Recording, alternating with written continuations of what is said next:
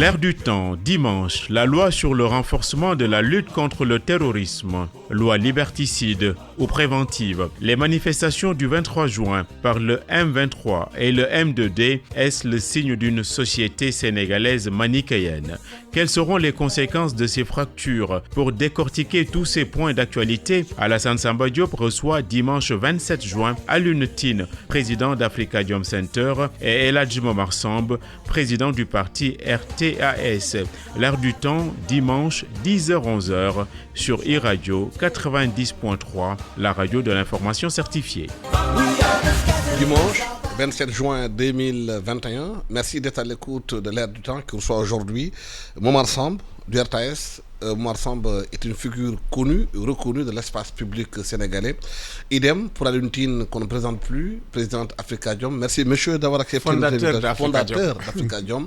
Merci d'être présent à cette émission. Les députés à l'Assemblée nationale ont voté la loi en procédure d'urgence, le projet de loi numéro 10/2021, modifiant la loi numéro 65-60 du 21 juillet 1965 portant code pénal et celui du numéro 11 du 20 de 2021 modifiant la loi numéro 65-61 du 21 juillet 1965 portant code de procédure pénale.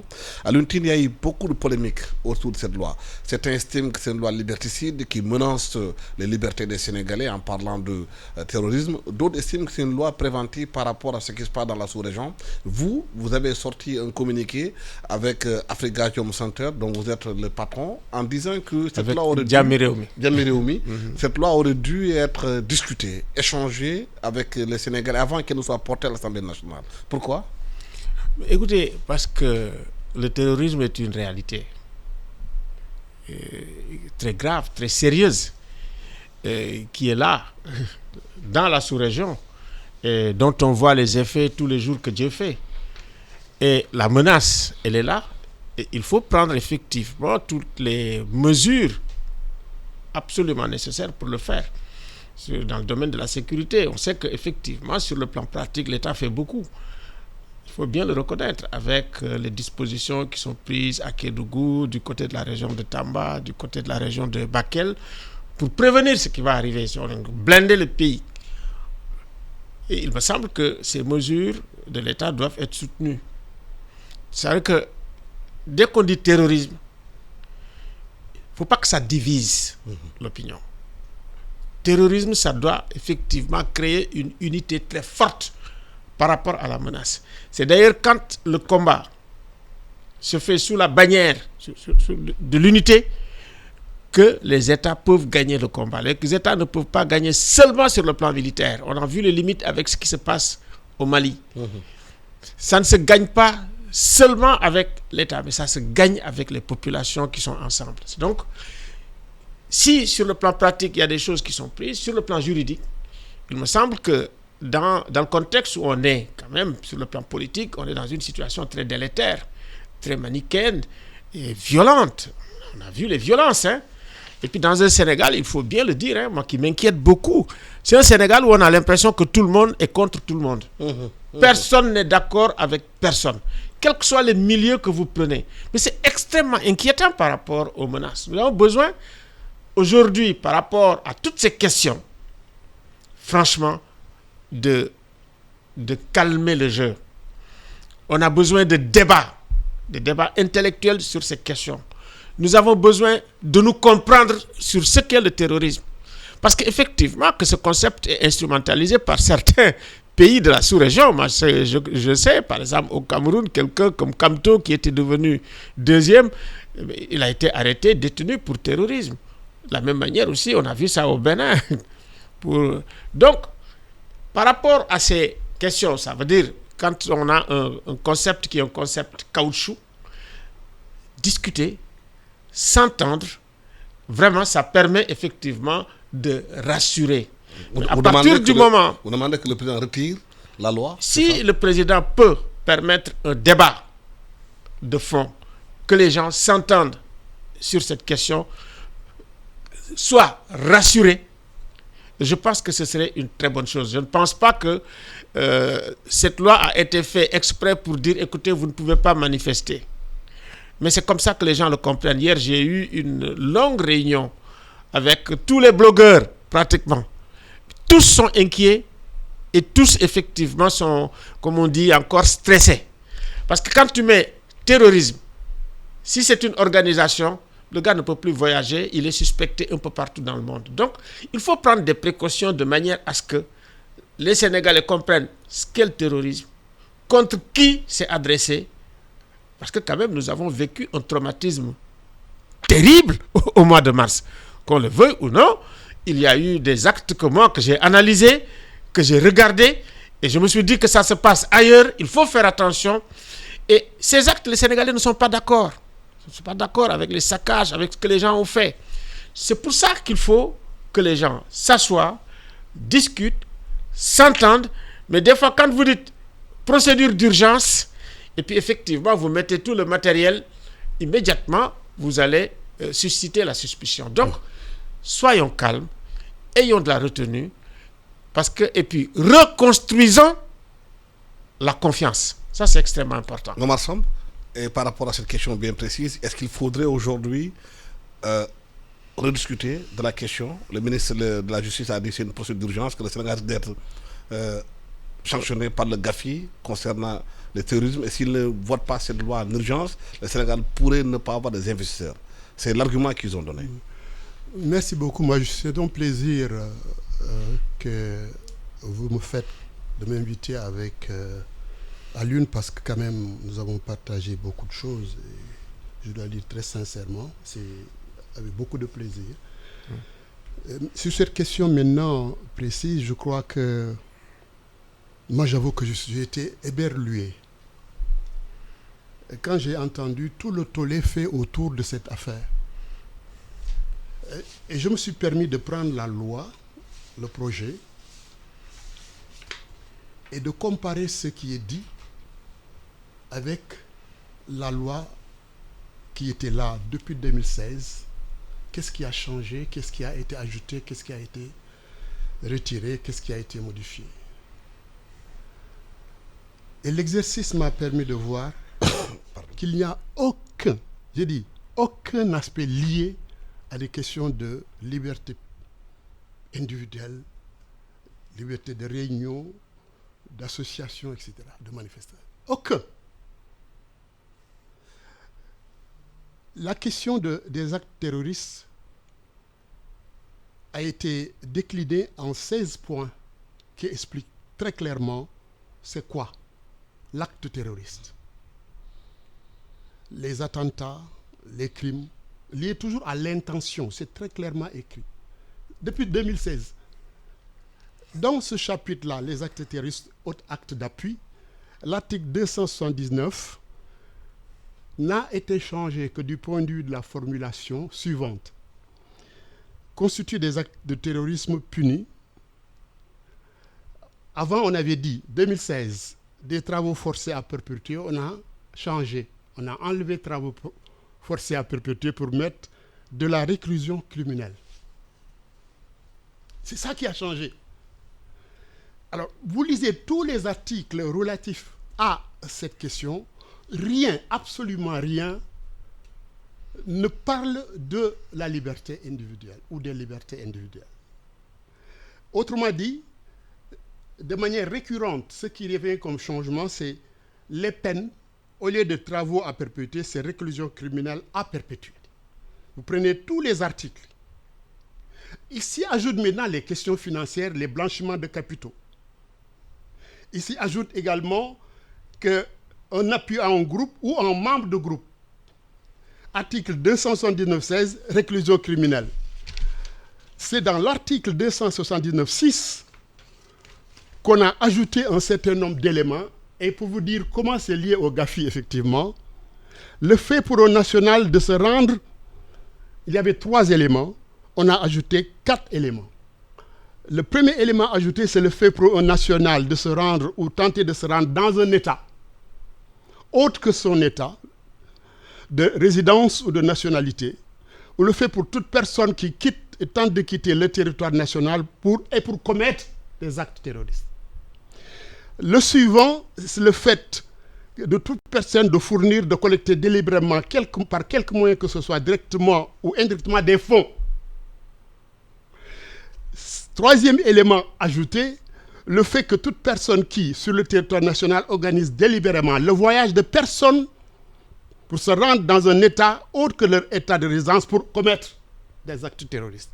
Le dernier, le fait que toute personne de mettre directement et indirectement des fonds à voie financier. Voilà ce qui a été ajouté de manière substantielle. Ça fait revenir quel est le problème qui est posé. L'autre élément, c'est à l'article 279.8. Il est ajouté un alinéa en plus des deux autres, intercalé entre le 1 et le 3. Ceux qui ne peuvent justifier de ressources, c'est à dire, sont punis d'emprisonnement de 5 à 10 ans. Ceux qui ne peuvent justifier de ressources correspondant à leur train de vie, tout en étant en relation habituelle avec une ou plusieurs personnes se livrant à un acte terroriste. Voilà. Alors, qu'est-ce que ça signifie? Ça signifie que, moi j'ai été étonné d'ailleurs de lire Djamil qui dit qu'il exprime ses vives préoccupations au sujet de l'adoption de la loi qui menace les libertés, notamment d'association, de réunion, d'expression.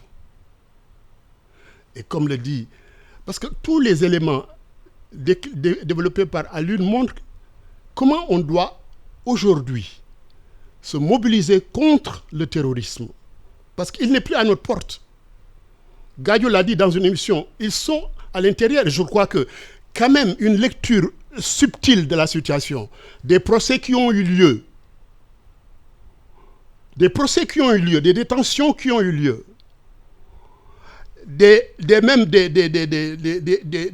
comment dirais-je, il y a eu des gens qui ont été expulsés.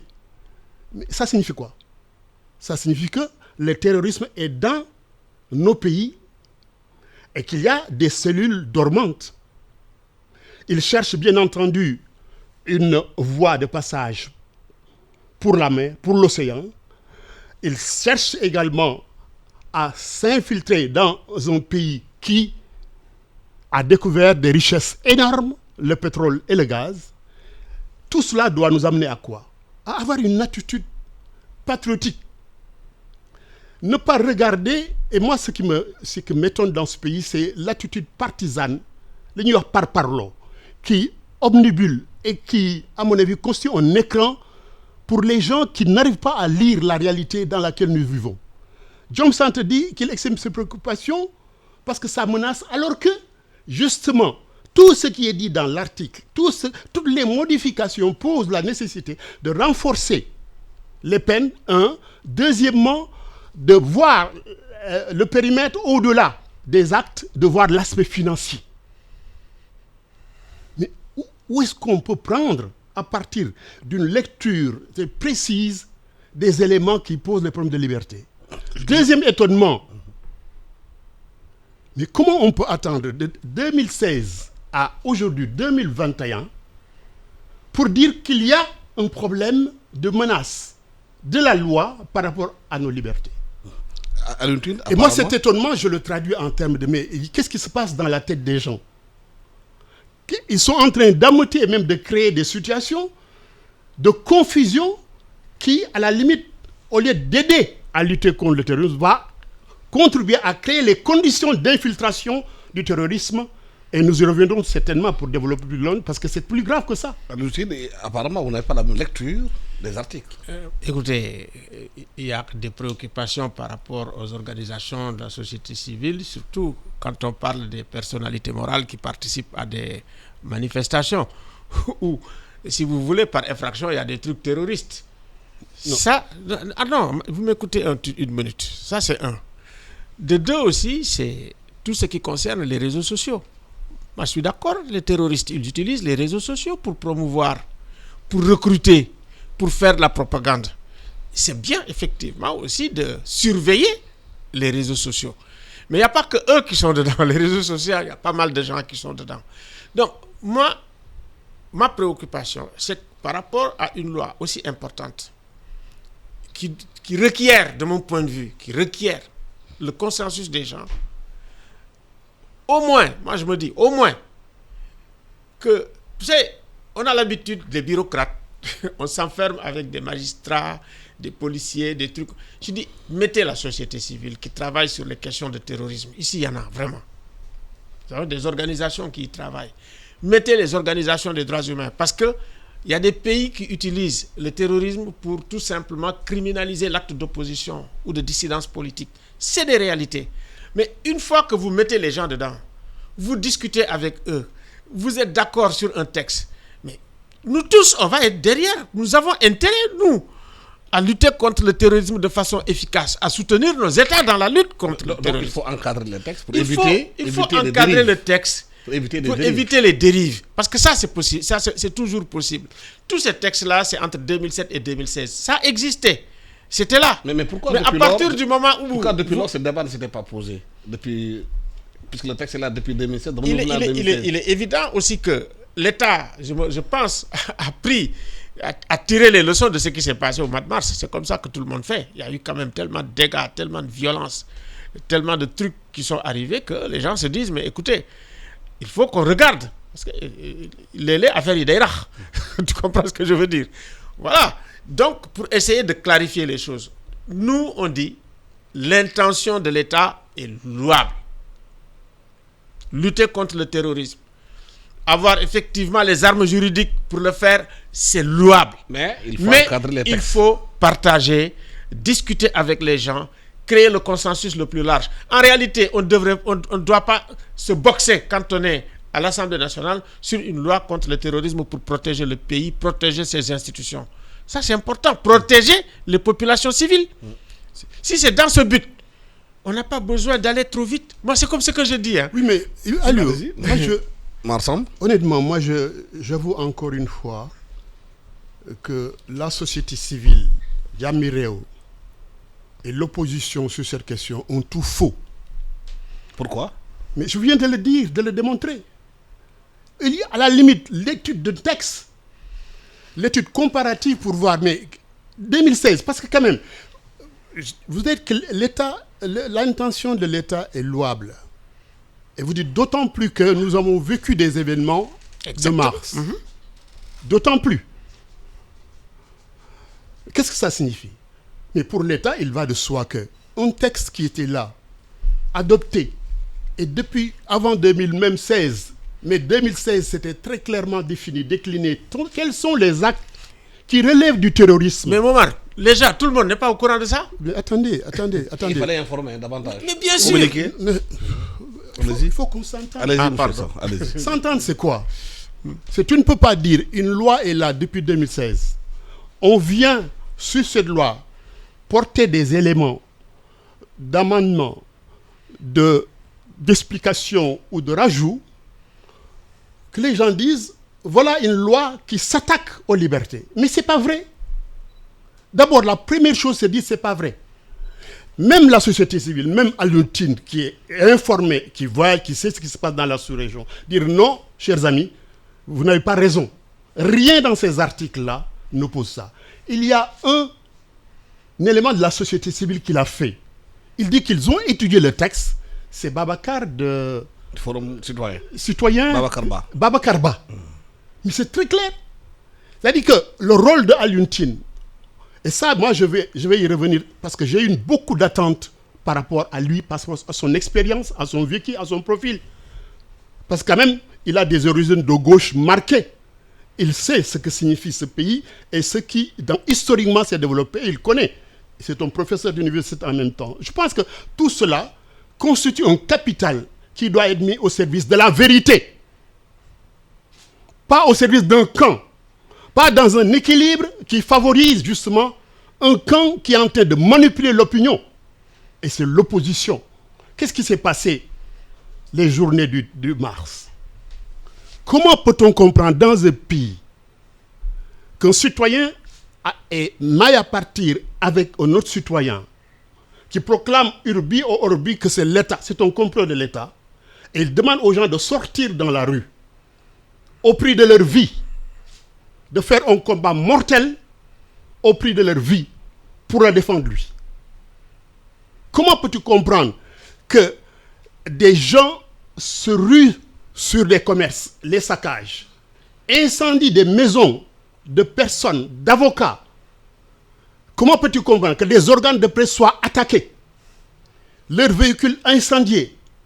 Et s'il n'eût été peut-être certaines dispositions, mais certains organes auraient été saccagés. Et ça, vous l'avez vécu, nous l'avons vécu tous ensemble. Comment peux-tu comprendre qu'on jette des forces, des jeunes, sur les forces de l'ordre? On attaque des gendarmeries, des préfectures, des tribunaux, donc des institutions, et qu'on se dit républicain. Comment peux-tu comprendre cela? J'y ajoute, comment pouvez-vous comprendre? Le règne de la terreur a commencé quand on menace les gens, parce qu'il l'avait dit tout à l'heure, ils ont leur opinion, on les menace, on les injurie, on les insulte, et on envoie des gens chez eux. Ça, c'est du jamais vu. Et je rappelle que cette terreur même sur la pensée, sur la liberté d'expression, voilà où on a des faits concrets, pas des articles, mais des faits concrets de terreur sur l'opinion des gens, sur leur avis, sur leurs moyens d'expression. C'est ça les faits. Mais qui dénonce ça? Ce n'est pas Djamireo. Moi, j'étais éberlué devant cette attitude-là. Et le sentiment que ça me donne, c'est quand tout ce qui est du pouvoir, c'est mauvais, le manichéisme que vous évoquez, tout ce qui est dans l'opposition est bon. Et on a un préjugé qui pose une posture qui est que il faut suspecter tout acte du pouvoir, même si on ne lit pas le texte, même si on ne vérifie pas. Ils sont suspects parce qu'ils sont le pouvoir. Mais tout ce que font les autres, c'est du pain béni et il faut accepter, avoir un préjugé favorable. Cette attitude, à mon avis, favorise le développement de cette terreur-là qu'on exerce sur les gens, où des journalistes sont menacés, des avocats sont menacés, leur nom donné nommément, leur adresse, on dit qu'on vous donne l'adresse. Pourquoi? Pour les attaquer. Et ce que je dis là, je ne l'invente pas. C'est du vécu. Ou même des sièges de partis ont été brûlés. C'est du vécu. Est-ce que c'est l'État? Et de manière paradoxale à lui, ce qu'on a vécu du temps de Wade, rappelez-vous, des maisons de presse attaquées, des journalistes battus, agressés, on ne l'a jamais vu depuis l'alternance avec Macky Sall. Jamais. Qu'on a eu vous vous rappelez ce qu'on envoyait chez Dansoro, chez Tanodia, chez Bacheli, toi. Mais est-ce que c'est ça qu'on a? C'est le contraire qu'on a. C'est l'opposition qui a ces pratiques insurrectionnelles, ces pratiques qui relèvent même du fascisme. Et je rappelle, vous le savez très bien autant que moi, dans l'histoire des chemises noires, des chemises brunes, Mussolini, comme après Hitler, ça a commencé comme ça. Ça a commencé comme ça avant qu'ils ne prennent le pouvoir. C'est la terreur exercée sur la pensée, sur la liberté d'expression. La terreur physique, les menaces de mort, les injures. Qui fait ça aujourd'hui? C'est l'opposition. Mais j'estime qu'aujourd'hui, il n'y a pas d'équilibre. Il faut un déséquilibre. Dans le sens de la vérité, de l'intérêt collectif.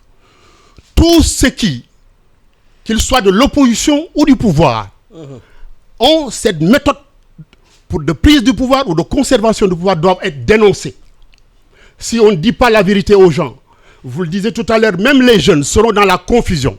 Parce qu'on dit, mais Alioune est de quel bord? Il doit nous éclairer. Mais si Alioune dit, oui, on doit sortir l'article parce que on doit revoir la loi parce qu'on doit rediscuter de quelque chose qui est acquis, ou supposé acquis depuis 2016, et sur lequel c'est les populations, c'est les organisations de la société civile eux-mêmes préoccupées par le terrorisme qui vont développer une campagne nationale autour de ces articles qui posent le problème du terrorisme depuis 2016 pour éclairer leur opinion. Je ne dédouane pas l'État de cette activité possible qu'il doit opérer.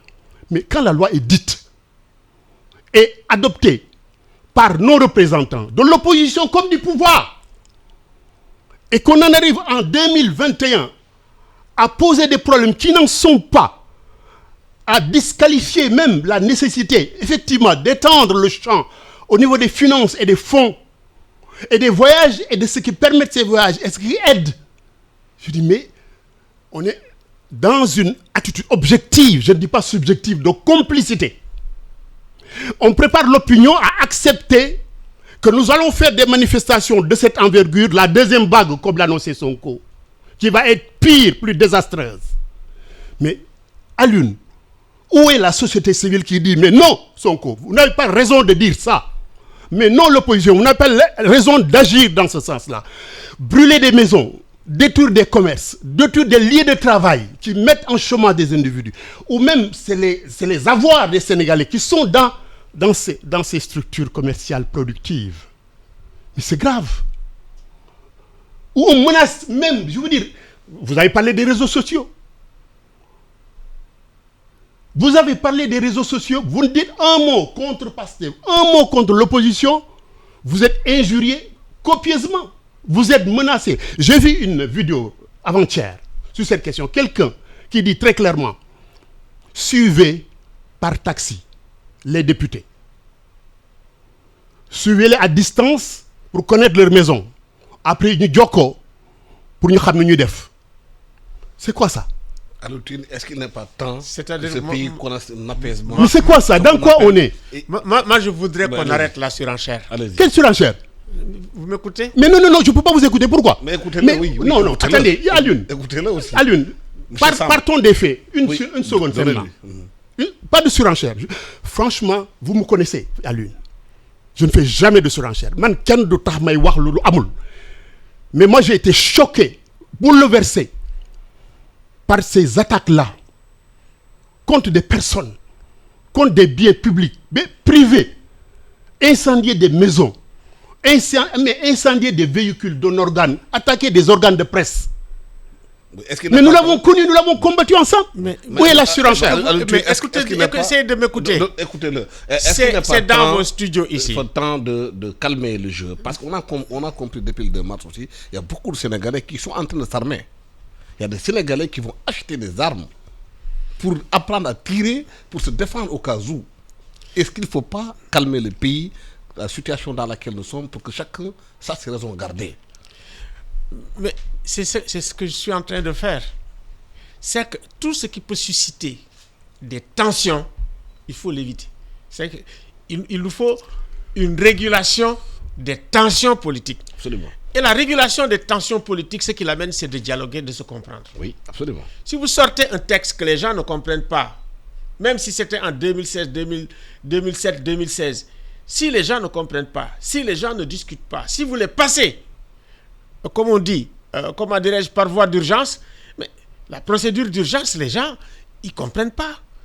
Moi, j'ai toujours condamné les violences. Et ces violences dont vous parlez, je les ai condamnées ici, dans ce studio, parmi les premiers. Et même les gens me répondent en disant, n'écoutez pas ces gens qui disent. J'ai dit, arrêtez le discours violent. Arrêtez l'escalade de la violence. C'est-à-dire que si on parle de terrorisme et vous tenez un discours en disant ils ont fait, c'est comme si ces gens étaient des terroristes. C'est pour ça qu'il faut faire extrêmement attention. Moi, je condamne vous prenez mes tweets, je condamne toutes les violences, d'où qu'elles viennent, qu'elles soient verbales ou physiques. Ça fait partie de mon ADN. Est-ce que c'est une loi comme ça? Ça fait partie de mon Est-ce que si on est au Sénégalais, qu'une loi comme ça qu'on trouve qu'elle n'est pas appropriée, il ne faut pas l'amener aux instances où il faut les amener au Conseil constitutionnel, défendre là-bas ses droits? Je pense que les gens vont aller au Conseil constitutionnel, peut-être les députés vont le faire. Et moi, j'étais pas. Nous, à Djamilé, on a critiqué l'attitude de l'opposition. Moi, j'ai jamais vu. Vous n'avez pas vu ça. Vous n'avez pas vu l'article de Birahim Seck, ça passait dans Djamilé. Les gens l'ont lu. On a dit, vous là, les gens de l'opposition, vous ne venez pas les travaux de commission, vous n'y avez pas assisté. Vous attendez seulement la veille pour venir crier, faire des conférences de presse. Mais les gens l'ont dit à Djamilé dans nos débats. Je dis, dans vos débats. Non, mais sincèrement. Nous, on n'est pas de l'opposition, on n'est pas du pouvoir, On est de la société civile. Et la société civile, sa vocation d'ailleurs, c'est de réguler les tensions politiques. C'est de dire il faut aller à la désescalade. Parce que jusqu'ici, quand on a quitté le mois de mars, on a dit désescalade. Et l'État d'ailleurs a respecté un tout petit peu quand on a libéré tout le monde. Mais il me semble qu'il ne faut pas libérer seulement, mais il faut dialoguer. Moi je me dis, que ça soit Sonko mais comment et faire Macky Sall, pour que cette confiance revienne entre les deux parties, en sachant que ce pays n'appartient ni à Macky Sall, ni à Ousmane Sonko, ni au PASTEF, ni à l'APR, ni à personne. Le pays appartient à tous les Sénégalais. Les gens ont le droit de respecter les Sénégalais dans leurs idées et dans leurs convictions. c'est de dépolitiser de plus en plus l'État. Et ensuite, vraiment je le dis, hein, il faut dire aujourd'hui que pratiquement, quand on va dans les plateaux, quand on écoute, la plupart du temps, les intellectuels ont presque abandonné. Les plateaux de télévision sont occupés par des gens, souvent, quand vous les écoutez, Par des ignares. si on ne fait pas attention, ils vont brûler le pays. Il faut faire extrêmement attention, parce que la télévision, c'est un instrument magnifique, extraordinaire. Il faut relever le débat. Et il faut également aussi que les éditorialistes prennent leurs responsabilités quand ça ne va pas. Si c'est l'opposition qui le disent. À l'époque, je me rappelle de Sud et de Walf. Oui. Quand c'est le pouvoir, ils le disent. Les gens sortaient les mêmes éditos pratiquement. Donc aujourd'hui, on n'a plus ça. Et puis aujourd'hui, ce qui est dangereux, c'est la mise en scène de la politique avec les films et avec les vidéos qui sont très courts et qui fait que aujourd'hui, il y a la mise en scène de la colère, il y a la mise en scène des insultes. C'est une véritable, comme on dit, disruption de la politique à laquelle on assiste. On n'a jamais tiré autant la politique vers le bas, de mon point de vue. C'est historique. C'est historique et il faut qu'on fasse attention. Autant l'opposition que le pouvoir. Toujours les gens sont en train de montrer les muscles. Toujours soit c'est la répression, soit c'est, comme on dit, le défi par rapport à la répression. On est prêt à mourir, on est prêt à donner notre vie. Il faut qu'on arrête ça. C'est-à-dire qu'il faut arrêter la surenchère, l'escalade, faire de la retenue et accentuer le dialogue. Si les gens vous disent « nous ne comprenons pas », ne vous fâchez pas. Ce n'est pas la peine de se fâcher. Si les gens disent « on ne comprend pas, on veut comprendre », mais on s'arrête, on dialogue, on se regarde, on se respecte. Et quand on est d'accord sur un sujet aussi important, on avance. Mais vraiment, moi je prie et l'opposition et le pouvoir, vraiment je les invite à la désescalade. Parce que man mangi fatlikou ce que disait Serigne Abdou. Il dit billahi wallahi wa ta'alahi. Si effectivement c'est la situation du pays qui vous intéresse, si c'est la situation, mais vous n'allez pas vous cacher, vous allez être ensemble, travailler ensemble. Mais on a l'impression qu'aujourd'hui que si c'est vraiment, si c'est le pays. À l'unité, on a l'impression que le vivre ensemble est menacé dans ce pays où chaque Sénégalais a son projet individuel. Le projet collectif du Sénégal, il est où? Mais exactement, voilà, vous avez posé une excellente question. Parce que nous avons travaillé d'abord, Africa Jom Center, sur les pathologies de la démocratie. Et maintenant, nous avons mis en place un comité scientifique qui est régional. Parce que la crise, elle est régionale. En réalité, pour dire la vérité, c'est le Sénégal qui s'en sort le mieux. C'est pour ça que nous sommes très sévères avec le Sénégal. C'est le Sénégal. Partout où vous allez, on dit, mais écoutez, nous, on vous suit, le Sénégal. Vous êtes l'exemple. C'est que nous avons une responsabilité pour le Sénégal, une responsabilité pour la sous-région. C'est extrêmement important. Et ça, je m'adresse aux hommes politiques de façon globale. Donc, nous devons, nous, au Sénégal, comme on dit, ce truc-là sur les pathologies. Mais pour les réponses, par rapport à ces pathologies, on a un comité scientifique sous-régional de tous les pays de l'Afrique de l'Ouest. Et nous allons essayer de dire, repenser l'état de droit, repenser également les transitions démocratiques depuis les années 90. On n'a pas fait l'évaluation. On a eu il faut bien le dire, des changements à la tête de l'État, mais sans changement réel. C'est des changements dans la continuité. Les alternances sont allées de plus en plus mauvais et ont déclenché presque une espèce de crise généralisée des institutions, des États, une incompréhension. Il faut qu'on travaille sur ça. Et moi, je suis d'accord avec toi, tu discutais tout à l'heure. Il nous faut aujourd'hui aussi des think tanks où on rassemble l'ensemble des intellectuels de l'opposition, du pouvoir, société civile, machin, et on discute le pays. C'est-à-dire qu'il faut faire peuple. On n'arrive pas à faire peuple aujourd'hui. Mais est-ce que justement, ce n'est pas la conséquence aujourd'hui de, comment on appelle, la destruction de l'éducation dans ce pays, qui fait que depuis les plans d'ajustement structurel, depuis les volontaires, les vacataires, la politisation de l'administration a fait que ce pays aujourd'hui devient dans une situation aujourd'hui incompréhensible? Moi, je pense qu'il y a de tout cela. Parce que la question, elle est complexe de comment on en est arrivé à cette situation où nos propres enfants ne nous écoutent pas.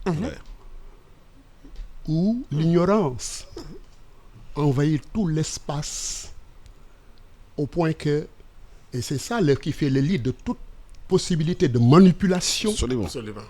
Et qui ouvre la voie justement au terrorisme. Parce que vous êtes dans une situation où les jeunes sont très informés parce qu'ils sont dans les réseaux sociaux, mais la plupart d'entre eux sont des ignares.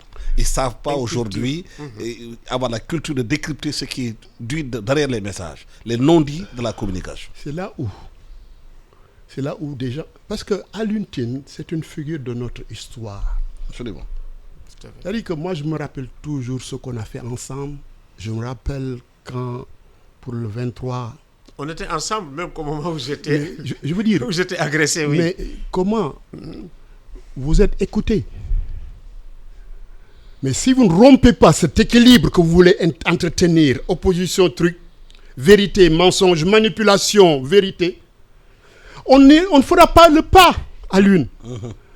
Vous avez parlé de think tanks tout à l'heure, en off, on en a parlé. Vous êtes une personnalité qui peut compter. Je sais, que vous le sachiez ou pas, que vous faites des démarches dans les deux sens. Mais, c'est-à-dire, quelqu'un qui se préoccupe de la famille, borom kër gi, dafay jot léeg-léeg mu ne kii xam ne, excusez-moi de parler wolof, mais yow li nga def du dëgg. Ah si, je le dis. Non, publiquement. Je le dis publiquement. Non. Publiquement, et Jàmmi Réew, publiquement dire, dénoncer ce que vous faites là. Non seulement. Non, mais moi je suis effaré par ce qui s'est passé au mois de mars. Merci. Tu l'as dit, hein? Ce qui va se passer, tu l'as dit, les gens vont s'armer. La deuxième bague qu'on nous promet là, tu penses que les gens vont attendre qu'on les tue? Ah, jamais. Pas de se faire. Qu'est-ce qui va se passer alors? Tu penses que des gens, si c'est des forces politiques qui font ça, d'autres forces politiques ne vont pas réagir? Qu'est-ce qui va se passer? Mais je parle tout le temps de guerre civile larvée. Mais laisse-moi terminer. Oui. Allez-y, C'est pardon. ça. C'est à ça qu'on va venir, à la guerre civile. À la guerre civile. Aliou, mais je veux dire, ton expérience doit te donner une idée de ce que représentent les forces de défense et de sécurité. Bien sûr, je sais bien ça. Absolument. Si nous pouvons dormir tranquille, c'est grâce à quoi? Si nous n'avons pas encore les attaques d'envergure que nous voyons au Burkina, au Niger, c'est grâce à qui? Je pense que cette partie de la nation doit être protégée, mais pas attaquée, pas vandalisée. Absolument. Et qu'on aille vers même les institutions pour prendre certainement leurs armes. Il est temps, à mon avis, ci kër gi ñu bokk ñun ñëpp nekk famille ñu ne ñenn ci kër gi li ngeen def du dëgg bu ñu leen ci topp bu ñu defee coalition contre lu dul dëgg c'est la vérité qui va émerger. Totalement. Et moi je vous attends là. Li dul dëgg, personne ne doit accepter une violence contre un Sénégalais, d'un Sénégalais contre un Sénégalais, quel qu'il puisse être. D'un Sénégalais contre les biens d'un Sénégalais contre la possibilité de travail ou d'autres activités contre un Sénégalais. Non. Inacceptable. On doit tous d'une seule voix dire nous refusons, nous rejetons, nous condamnons. Vous avez été voir des gens. Vous avez parlé pour que... Mais ça ne suffit pas. Il ne faut pas faire des choses en douce. Il faut être plus transparent dans le rôle que vous pouvez jouer. Le think tank dont vous parlez, dans le rôle que vous pouvez jouer, de faire en sorte qu'émerge dans ces pays un pôle intelligent, un pôle intellectuel qui discute du pays, de ce qui fait pays, de ce qui fait nous, et de ce qui préserve ce nous-là, dont tu dis parfaitement, et je suis parfaitement en accord, qu'il constitue un modèle pour l'Afrique. Ouais. Est-ce qu'aujourd'hui c'est facile Et de faire je ça? pense que cette responsabilité, faut faire dialogue. Oui. Mais il y a une rupture. Une rupture au point que, quand, Alul, moi j'ai un point de vue différent de toi, tu m'aveuves d'injures et de menaces de mort. Est-ce qu'il y a possibilité de dialogue? Mais je voulais parler de ça justement. Est-ce qu'aujourd'hui, Est-ce qu'il y a possibilité de dialogue? M. Samb, est-ce qu'aujourd'hui, par exemple, quand on a vu la manifestation du M23, qui était une manifestation du peuple sénégalais, et qui est deux pôles, le M23 dit original et ceux du M23 qui ont fait une manifestation, on n'est pas dans une sorte de manichéisme dans ce pays-là, où il y a les bons, il y a les mauvais, chacun qualifie les gens selon ses positions.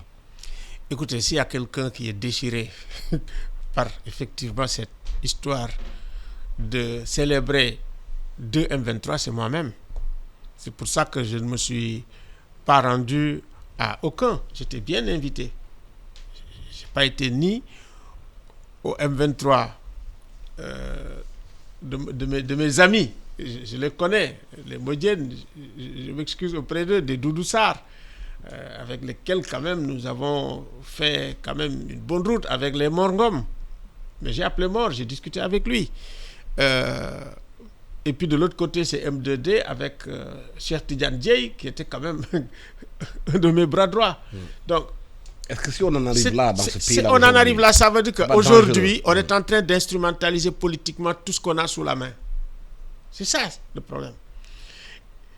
Et il me dit, il y a une déchirure, on ne peut pas dialoguer. Je dis non, nous sommes condamnés. Nous sommes condamnés, on n'a pas le choix. Que ce soit Sonko, le président de la République, les Mamadou Lamine Diallo et les Abdou Aziz Maï, tout ça, ils sont condamnés à s'asseoir, à discuter et à donner une direction. Parce que ce dont j'ai le plus peur, c'est quand tu regardes cet horizon du Sénégal, mais tout est sombre. Tu ne vois rien de clair. Ce n'est pas normal. C'est qu'on ne peut pas arriver à un moment où, historiquement, le Sénégal est devenu plus riche en ressources. Le Sénégal est devenu très riche. Et en ce moment-là, on n'a jamais été aussi divisé. On n'a jamais eu autant de haine. Moi, quand je regarde les réseaux sociaux, c'est un discours de haine, un discours de rejet, un discours de stigmatisation. Vous avez d'un côté les arabisants, vous avez d'un côté les confréries, vous avez d'un côté les politiques, vous avez les jeunes. Mais quand vous regardez, je vous dis, mais attendez, il nous faut revoir notre pacte républicain. Je rappelle effectivement qu'on avait ici un projet de pacte républicain et puis il y a eu les assises. Mais il nous faut revenir. C'est que quand on arrive à une situation de déchirure ou de déchirement comme ça, et également avoir des défis qui sont extrêmement complexes, ces défis, avec des menaces tout autour, on doit faire bloc. On doit s'entendre. Et moi, vraiment, je vous invite, vous, la majorité à qui on a confié la gestion de l'État et qui avait intérêt, effectivement, à conduire ce travail de la façon la plus pacifique et la plus sereine jusqu'à la fin, de prendre aussi des initiatives de dire discutons. Vous l'avez fait à des moments importants. Pourtant, des guides religieux, on donnait des guides religieux au Sénégal, on donnait quand même la voix, on montrait la voix. Abdul Aziz Dabakh était un régulateur social. Absolument. On a vu Sini Moundaka aussi, son intervention dans le débat politique, pour recadrer les uns et les autres. Ils ont montré la voix. Mais pourquoi les gens refusent de voir la voix des deux partis? Je pense que, encore une fois, on revient toujours à ces deux partis, on cherche l'équilibre. Intellectuellement, c'est très beau, esthétiquement, bon, c'est un prof de lettres. Ici, c'est l'esthétique politique. Mais quittons ce terrain, partons des faits. Moi, je pense que vous avez raison d'être déchiré. Qui ne peut pas l'être, je veux dire, dans ce que nous avons construit de magnifique. Et je dois, à ce niveau même, rendre hommage à nos morts. Absolument. Rendre hommage à Charles Gueye, dans Soko, Tanor Dia, qui sur le terrain, à nos Yorofal, à nos martyrs, Mamadou Diop et d'autres. Mamadou Boj, exactement. Mais je veux dire... Il baise. Il baise récemment. Récemment, oui. Récemment. C'est-à-dire, des gens qui se sont donnés pour la République. Mais la République, vous l'avez dit tout à l'heure, c'est aussi des règles. C'est une éthique. La République, ce n'est pas la dissidence. Ce n'est pas le refus du dialogue. Ce n'est pas le radicalisme jusqu'à l'appel à l'insurrection. La République, c'est comme vous l'avez dit, vous nous avez élus. On respecte la volonté du peuple. Même si on ne respecte pas l'individu qui est élu, on respecte la volonté du peuple.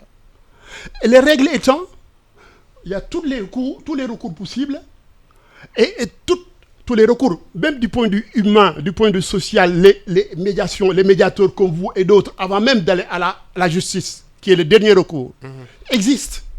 Et vous avez donné la preuve de ça. Et moi, j'attends de vous, Alioune Tine, ici je le dis solennellement, d'être celui qui porte justement cette lumière, ce drapeau qui consiste à créer les conditions du dialogue dans la vérité. C'est-à-dire la règle doit être de dire la vérité à ceux qui ne sont pas sur des positions justes et vraies. Respecter la République, c'est respecter ses institutions. Mais comment peut-on comprendre qu'on voue aux gémonies la justice, même des juges, et même qu'on ergote sur leur mort, indécence, sur la mort d'un juge, qu'on attaque des institutions et les injures, traiter même au président de la République de tous les noms d'oiseaux, parler les insanités de saï-saï, etc. Dans cet espace, rappelle-toi, le 22 à l'AG, Daniel Brottier, au moment où nous élaborions, on était en train d'élaborer, des jeunes sont venus et tu les connais, pour casser, pour dire qu'on sort. Tu l'as écrit même. Tu n'as rien laissé passer. Tu l'as écrit, tu as dit, c'est des gens de Yanama. Pour dire sortons. Et ils nous ont traités de tous les noms. Et ils sont sortis. Et il y a eu la confrontation. C'est ça qu'ils voulaient. Or nous, rappelle-toi Alioune, vous l'avez même dans votre préface du livre commis pour reprendre tout ce qui s'est passé le 23 et au-delà. Vous l'avez bien dit. C'est-à-dire cette exceptionnalité sénégalaise qui a fait que le M23, le 23 juin, il n'y a pas de casse. On n'a pas appelé à la violence. On n'a pas appelé à la casse. On n'a pas appelé à l'injure. C'est nous qui avons été agressés, dont toi, personnellement, Katiwan et d'autres. Seydou Sissal, dont on a cassé le pied, etc. Nous n'avons jamais voulu ça. Et quand on a retiré la loi, qu'est-ce que nous avons dit aux gens? Rentrez chez vous tranquillement. Moi, j'étais dans l'état-major qui contrôlions, qui approvisionnons en eau, etc. Mais quand tu passes dans la rue, il n'y a pas de casse. Il n'y a pas de casse. Les rues étaient désertes, mais il n'y avait pas de casse. Mais comment et cet esprit-là, c'est cet esprit qu'il faut faire vivre aujourd'hui. C'est cet esprit qui doit nous permettre de reconstruire. Mais je le dis, dans notre pays, vous l'avez dit, la tension qui existe, c'est justement parce que nous sommes un pays devenu riche subitement. Cette richesse est convoitée. Et convoitée par des multinationales. Moudjaralen Lune. Tu sais ce qui s'est passé au Nigeria avec le poète Ken Saro-Wiwa, pendu. BP. Ils sont prêts à tout. Avons-nous l'intelligence, le sentiment d'aimer notre pays, le patriotisme qui nous permet de dire faisons bloc, comme tu l'as dit tout à l'heure, contre toute adversité. Nous sommes dans cette phase de transition. Contre toute adversité, étrangère comme interne, parce qu'ils n'agissent jamais de l'extérieur. Ils ont toujours leurs éléments à l'interne.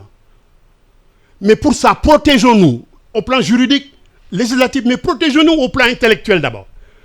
Et vous avez ce rôle-là, faire émerger dans ce pays justement cette lumière qui guide pour que les gens reviennent à l'intelligence de ce que nous sommes, et les gens ne nous laisseront pas faire. Les puissances étrangères ne nous laisseront pas faire. Ils feront tout pour déstabiliser notre pays, pour le rendre, je le dis justement, faible, vulnérable au point de pouvoir, comme la Libye, être détruit pour qu'il puisse s'accaparer de ses richesses. On a l'exemple de l'Irak, mais en Afrique, nous avons l'exemple de la Libye. Nous en sommes à ce niveau-là. C'est pour ça que notre rôle, c'est d'appeler à la désescalade. Absolument. Notre rôle, mais en disant la vérité aux gens. Je le fais avec mon tempérament. Mais moi, Alioune Tine, je ne suis pas Momar. Absolument. J'ai mon tempérament, j'ai également mon champ de trucs, ma façon de faire. Donc, moi, je pense qu'il faut la désescalade. Il faut un peu plus de sérénité. Et il faut, comme on dit, il faut se respecter mutuellement. Et savoir effectivement que nous sommes d'abord, avant tout, des Sénégalais, des frères Absolument. et des sœurs. Qu'on s'assoie tranquillement pour dire que quand on est ensemble, on est plus fort contre les menaces que nous avons autour de nous. Et moi, j'appelle à ça. Et je n'arrêterai pas. Et je le ferai aussi bien du côté de l'État et de la majorité présidentielle que du côté de l'opposition. Et je suis en train de le faire au moment où je vous parle. Voilà, le temps que nous avons pas terminé. Oui. Je suis désolé, merci infiniment d'avoir été avec nous sur ce plateau de iRadio. Il y a l'air du temps avec Alioune Tine, fondateur d'Africa Jom. Encore, je remercie mon marin. Merci. C'est mon vieux compagnon. On a partagé des moments formidables. Merci. Vraiment, moi j'attends beaucoup de les Sénégalais toi d'avoir suivi cette émission. Je sais ce que tu fais en douce, mais il y a des choses à faire de manière beaucoup plus explosive. Voilà. Bon dimanche à tous. Non, c'est extraordinaire. C'est extraordinaire. Vous écoutez iRadio 90.3, la première radio-vision du Sénégal.